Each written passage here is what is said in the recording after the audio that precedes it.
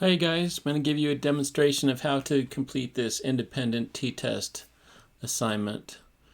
In GitHub, if you have not done this already, you're going to go from my repository and fork this to your own GitHub account so you can use your own repository and make changes. Once you're there in your own account, you can download the files by downloading the zip here.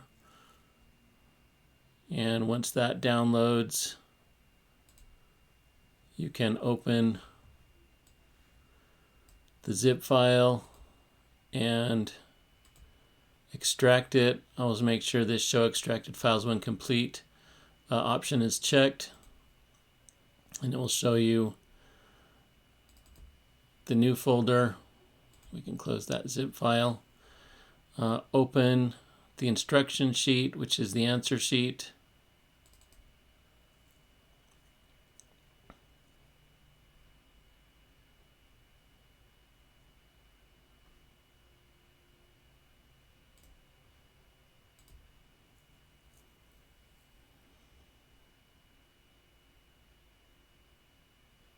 Oh,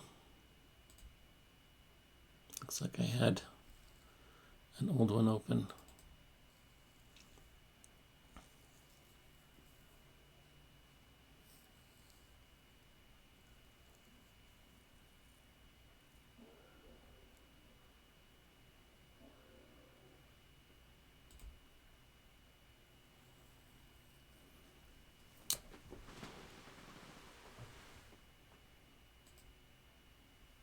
Okay, once that's open, you're going to go through this. Remember, I put three main sections in these. There is study information, there is dataset information, and there is test information. And it looks like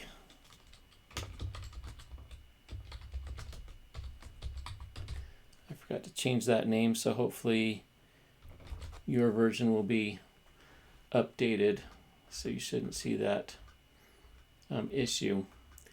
And the study information, there's not much for you guys to fill out here, but I do encourage you to read through the different things to think about. The study overall, we're doing these fabricated examples, but I do want you to remember that whenever you're doing an analysis for real, you would go back and look at this information about why the data were collected, what question you were trying to answer, and how it was collected, because all those are important when it comes to interpreting the results that you get from an analysis. So I've put in some things that I think are good things to consider, and some things related to this learning exercise. I do encourage you to go to Fields Text and read through Chapter 10, Section 3 for description of the study and the variables here. You should always get that when you're going to do an analysis, and he does describe that there in the book, so I encourage you to go read through that. And so now we're down to the data set information. We're being asked what are the variables in the data set and the level of measurement for each one. So we're going to go open up the invisibility.save file. And I have Jamovi here. We're going to go to the file menu, open, browse, and we're going to go find our independent t-test folder and open this invisibility.save file. Remember that .save file is an SPSS data file format. You can use that, and there's several others, but Field is using this in his book, so we're just going to use those. We'll hit open.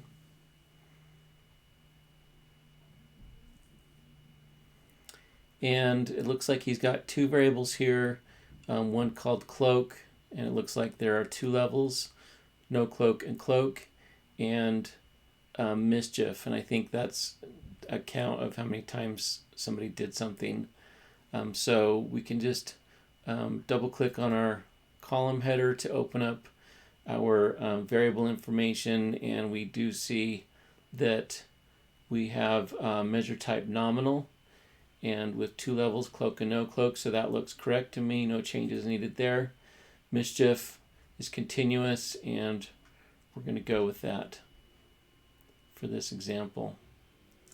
And this is a short data set, so we can see we don't have any missing data, but it's always good to look at descriptive statistics. So we're going to go to Analyses, Exploration, Descriptives, and we need to do descriptives for our categorical and our continuous variables separately. So we're going to do cloak first, move that to the variables box, and this is a categorical variable, so we want frequencies and percents, so we'll click on the frequencies table. We do not need means, medians, or standard deviation, or minimum or maximum, so we'll just uncheck all of those options.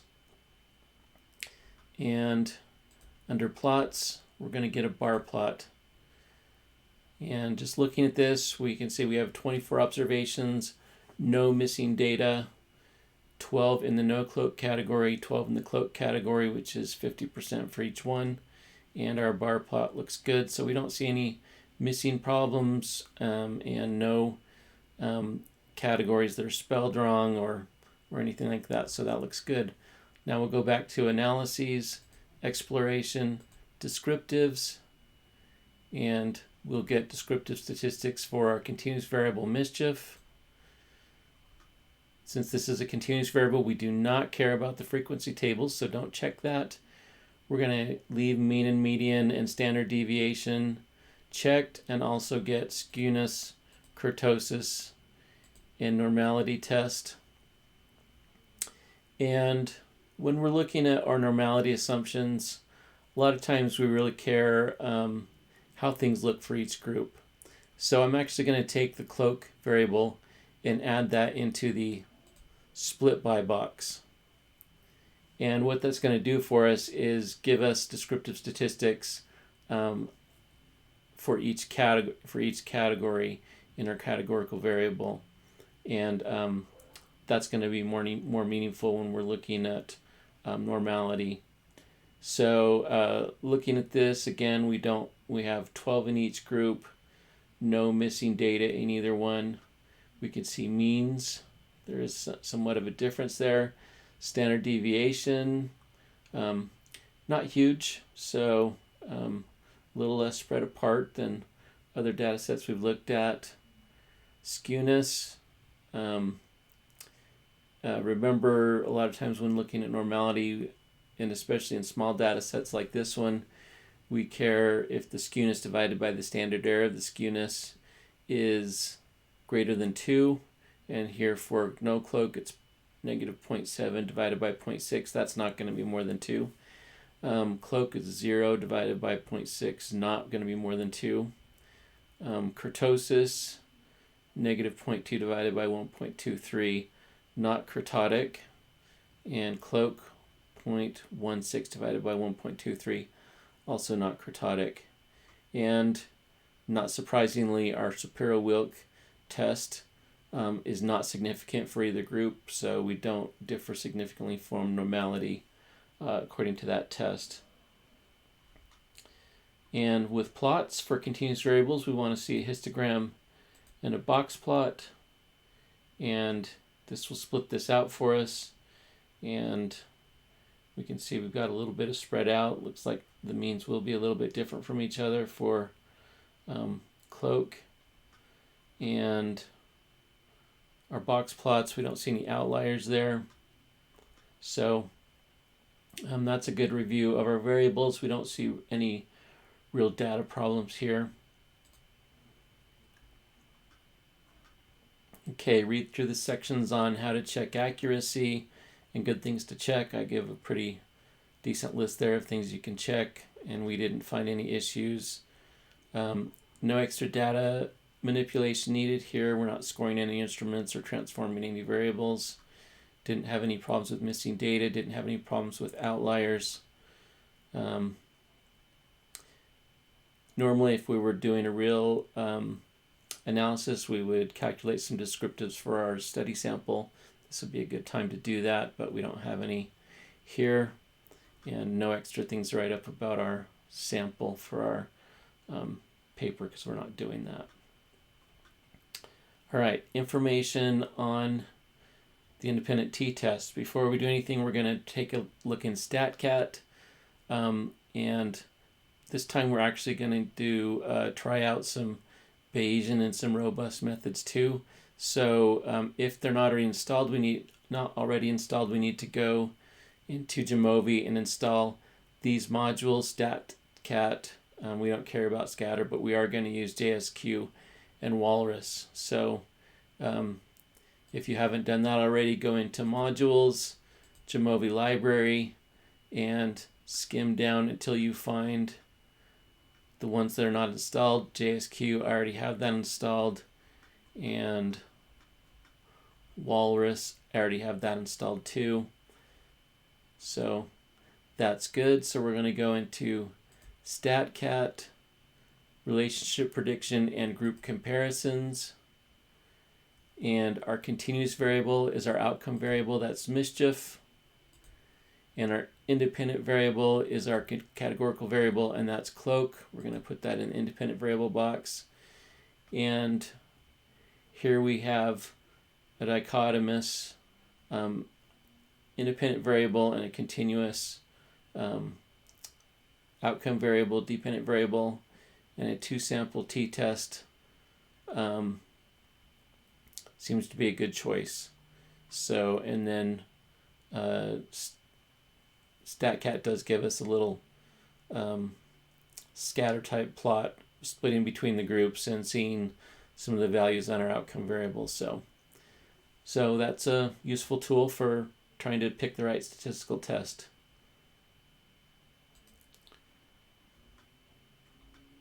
Okay, so we are going to conduct an independent t-test here. What are the assumptions for our statistical test? Field Chapter 6 talks about assumptions for tests based on a linear model, and Jamovi text Chapter 11.3.7 will talk about assumptions for a t-test. And I've got them listed here. Outcome variables continuous, which we have.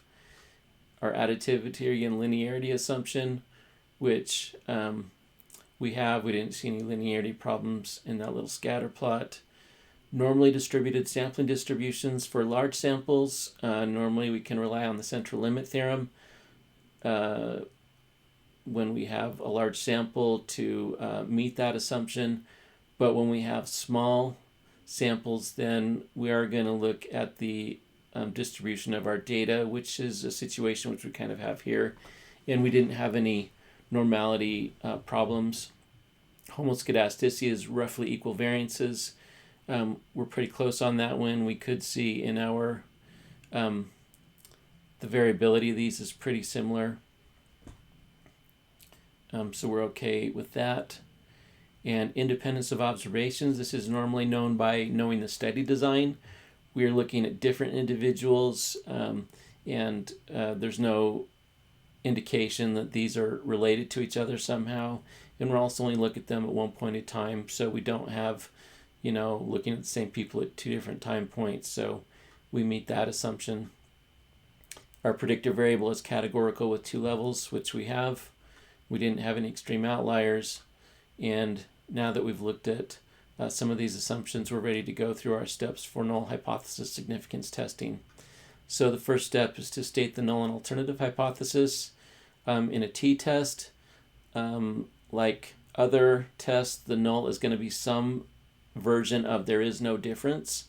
So in this case, we have a no cloak group and a cloak group, and so the null is going to be there is no difference in mischief between the no cloak group and the cloak group.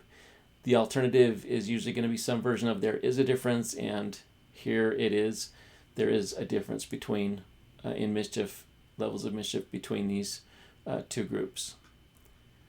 Our criteria of rejection, I do explain a little bit about when we might choose certain values, but for class exercises, we're going to stick with alpha 0.05. So that's going to be our criteria of rejection for this test. Now we're going to go calculate our test statistic. So we're going to go into analyses, T-tests, independent samples T-test, and our dependent variable, our outcome variable, is our continuous variable mischief, and our independent variable, our grouping variable, also known as a factor, which divides people into groups, is cloak. We're going to get students test, and we're going to go ahead and look at Welch's, and I will explain a little bit farther when you may want to look at those kinds of things. Our mean difference, our effect size, descriptives, a descriptives plot. We'll go ahead and get a homogeneity test and a normality test, and that should be pretty good for this. So if we look at these results, student t-test is what you're going to do when you don't have any problems with assumption violations.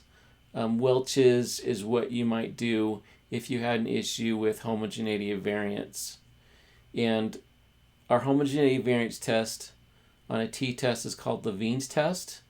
And what that is testing is, are the variances, is there a difference in the variances between the two groups?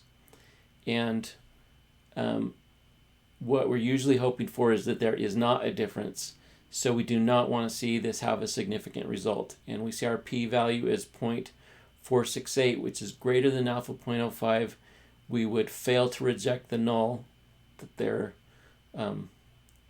is no difference. And so we would use that. And normally in SPSS, you're going to get two lines of output, a top line and a bottom line.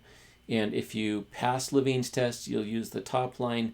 If you don't pass Levene's test, you'll use the bottom line. And Jamovi gives us the same information, but it gives us the full name of the test. So students t-test is the regular version where we need to meet our homogeneity variance assumption. Welch's t-test is a version which accounts for a lack of homogeneity variance. So in this case, we would be able to test to interpret the top line. So our test statistic, our t-value, is negative 1.71, degrees of freedom 22, and a p-value of 0.101. And that is greater than alpha 0.05, so in this case we would fail to reject the null, that there's a significance difference here. We have a mean difference, and then we have a Cohen's d. And we see a Cohen's d of negative 0.7. And these positive and negatives are a bit arbitrary depending on how you coded what's one group and what's the other group. So it just means that one group was less than the other. It doesn't really matter too much.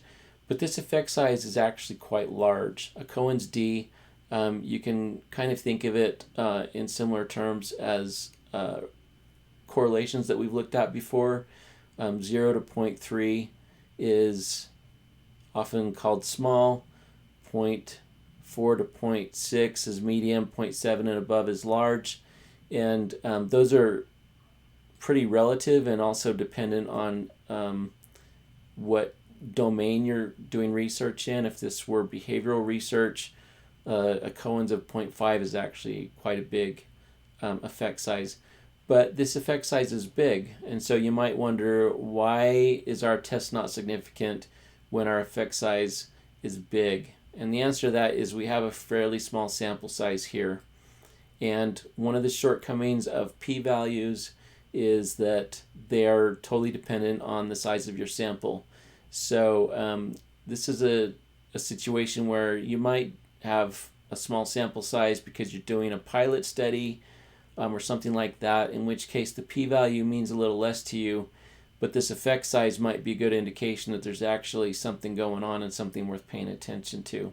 So I do, it is good practice on t-test. Yes, you need to report the t value and the p value, but you really ought to be reporting the Cohen's d, because that effect size it's your clinical significance. Here we have our statistical significance, but our clinical significance would be more reflected in the effect size. So these effect sizes are sometimes more worth paying attention to than the p-values here. We did pass our Shapiro-Wilk test, which we'd seen before, and our group descriptives, we can see 12 in each group, means and standard deviations, which we would report as part of our output. And we do see some a plot here with means and a 95% confidence interval, it looks like, and then the medians right next to it. So that's pretty handy output. Let's take a look at the instruction sheet. What things did I ask you to find in there? So I want the mean and standard deviation for the cloak group and the mean and standard deviation for the no cloak group. What's the difference between the means?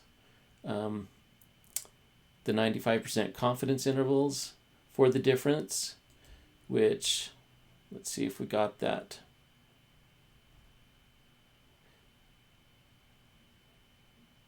It doesn't look like I asked for that, so let's go ahead and get that 95% confidence interval.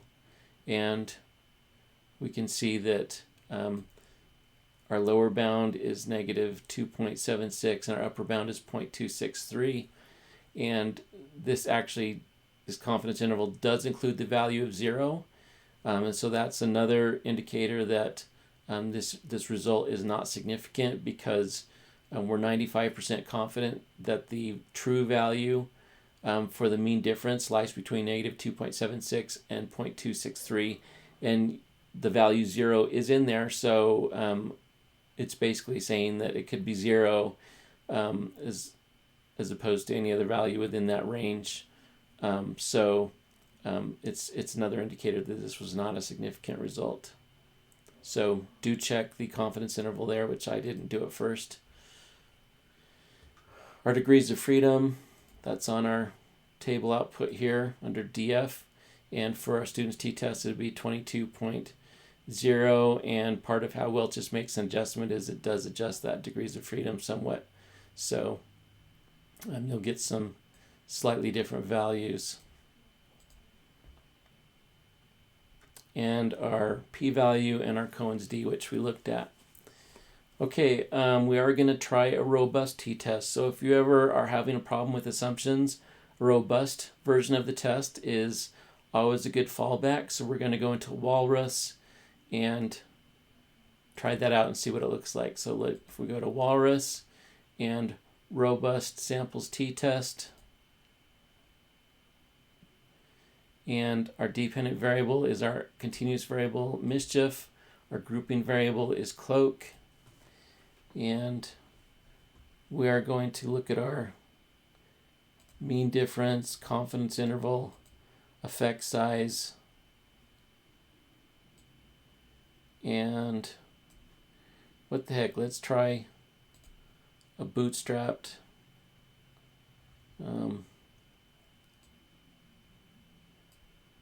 bootstrap value there. And we can see that here under our robust sample, we have a value for t again, which is not quite as high as we had under our regular t-test. And we also have a p-value. Again, it's greater than alpha 0.05, so in this case we would fail to reject the null. And we do have an effect size, and I'm guessing it's this, guessing that's epsilon. I'd have to look that one up, but it's not quite as big as our Cohen's d. One thing you will learn about effect sizes is there is some commonly used effect sizes, but there are a good number of effect sizes that have been used for tests. So sometimes you're going to run across something that's a little less common, and sometimes you might need to go look it up and see what that is.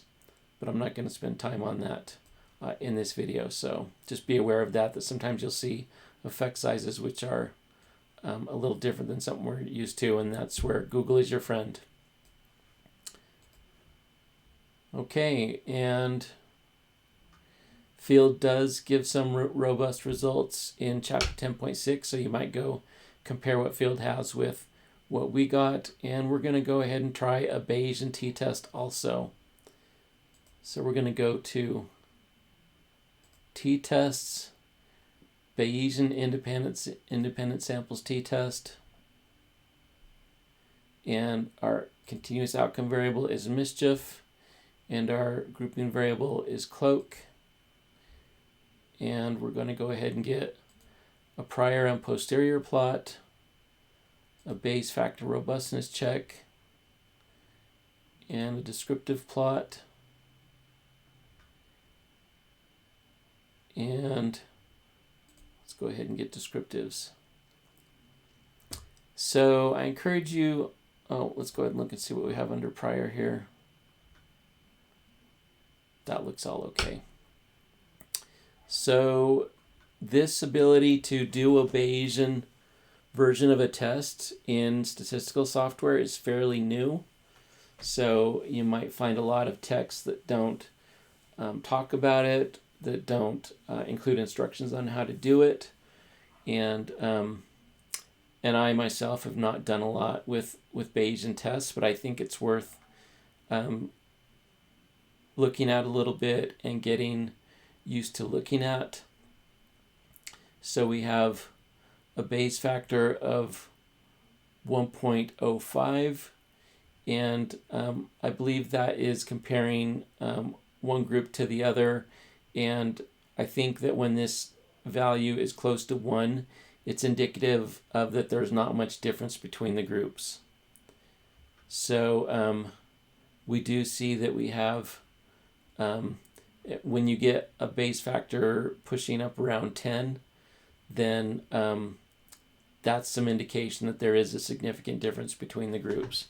So we do get some results that are very similar to the regular tests that we've seen here.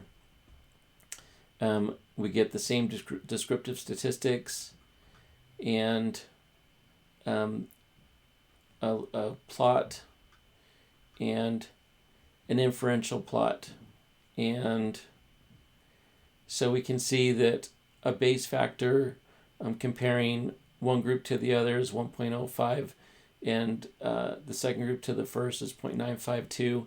And this little plot that with the line down the middle, usually when it's half and half like this, it's indicating that there's not much difference. And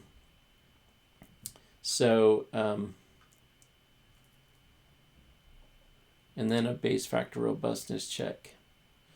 So these are all things that'll be good to learn. I'm not going to do much more besides have you guys calculate this and look at this a little bit.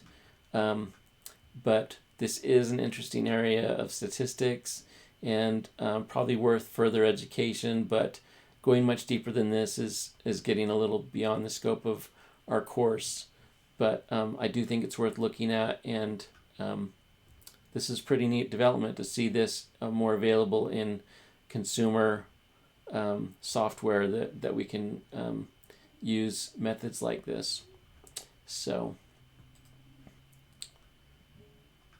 and I do give you some descriptions of when you should use different tests based on problems with assumptions.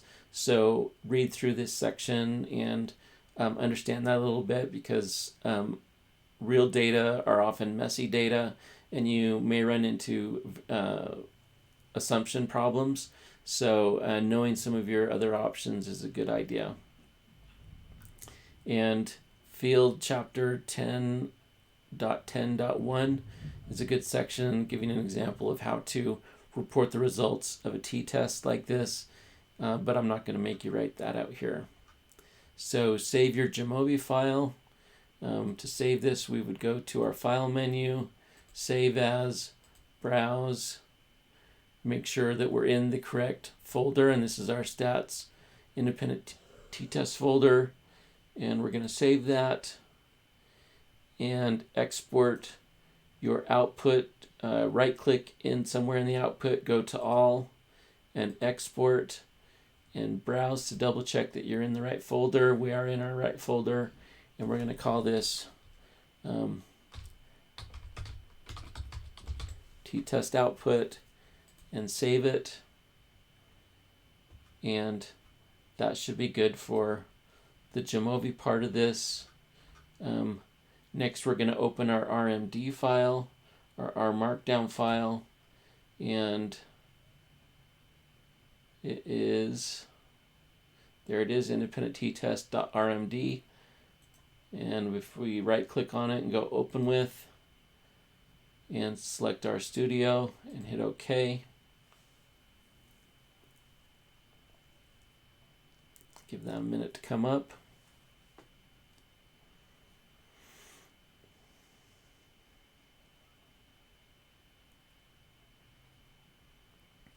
Okay, so we're going to go through our normal package management. There's our list of packages. We'll run that set of code. Here's we'll loop through each package name and see if it's installed. If it's not installed, it will install it. And then otherwise it's just going to print out the name of the package for us that it checked.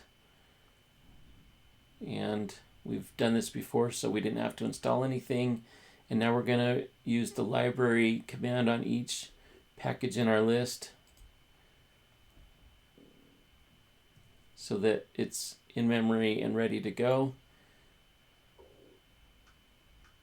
Okay, so I do give you some explanation here. The t-test is actually a version of a linear model. So we're actually going to use the LM function like we did with regression and run a model using our dichotomous variables. So you can actually do a linear regression using a dichotomous variable. And so I do want you to be aware of that an alternative to a t-test would be a regression using a dichotomous variable instead of a continuous variable as the predictor. So we are going to import our data file here, and in this one looks like I used the file choose thing, and actually I think I'm going to go ahead and rather than use that dialog box, I'm just going to switch this to invisibility.save. So I'm going to change that import to, we're going to need a quote, and we'll call it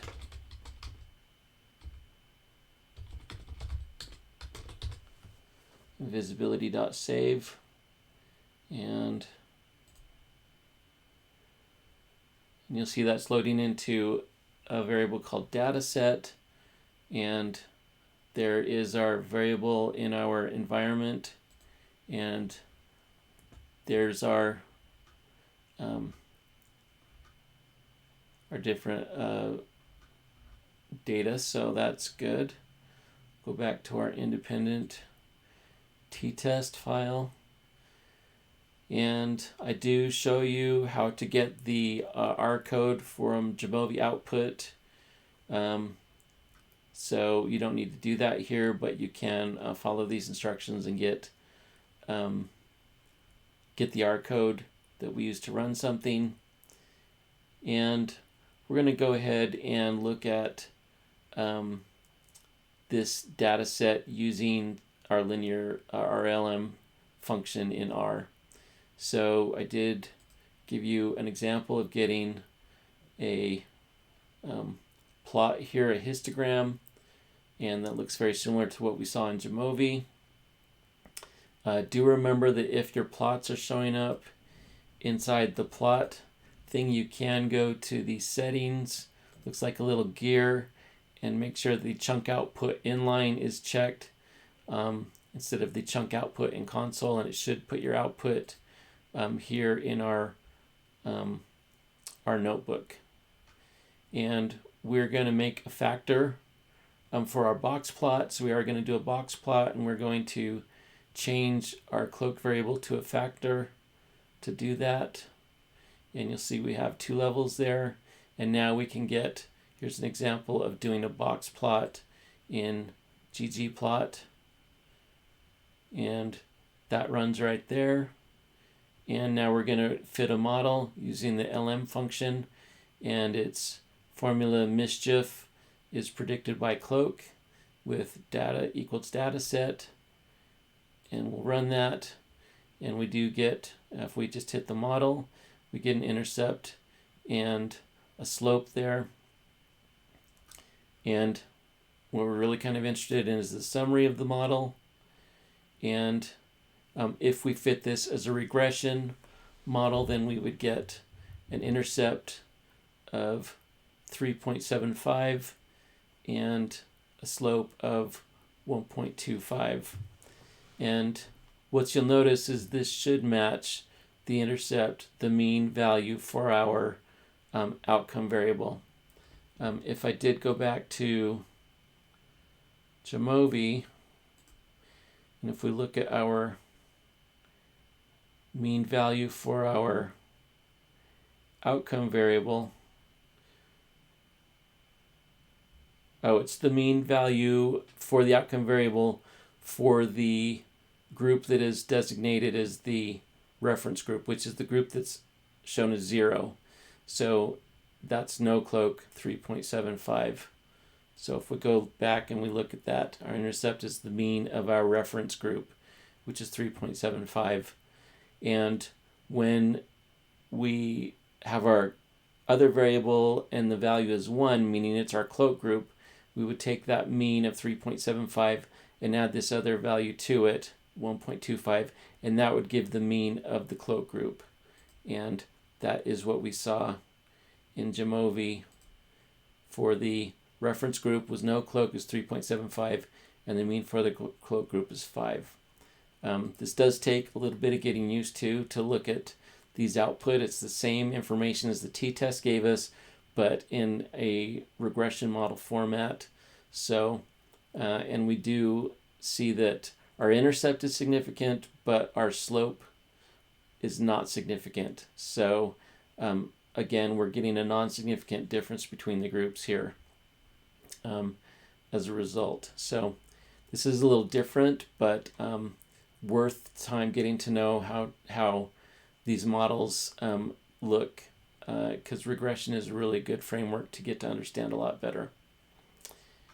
And again, in the LM function does not give us our standardized residuals, and we can calculate those using this code here, and that would give us our estimates, our standardized estimate, which is going to be pretty small. So,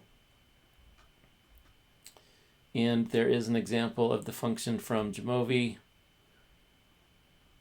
which I could have got from before, and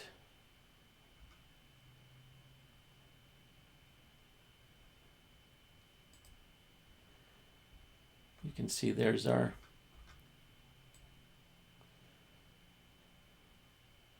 regression model from Jamovi and some plots and a residual plot. So anyway, I hope that was interesting and give you a little taste of some of what we can do to analyze data with t-tests and how a t-test and a regression model are related to each other. And you do want to knit this to a markdown document. So go up to knit and then select markdown. And we're going to give this a minute to run.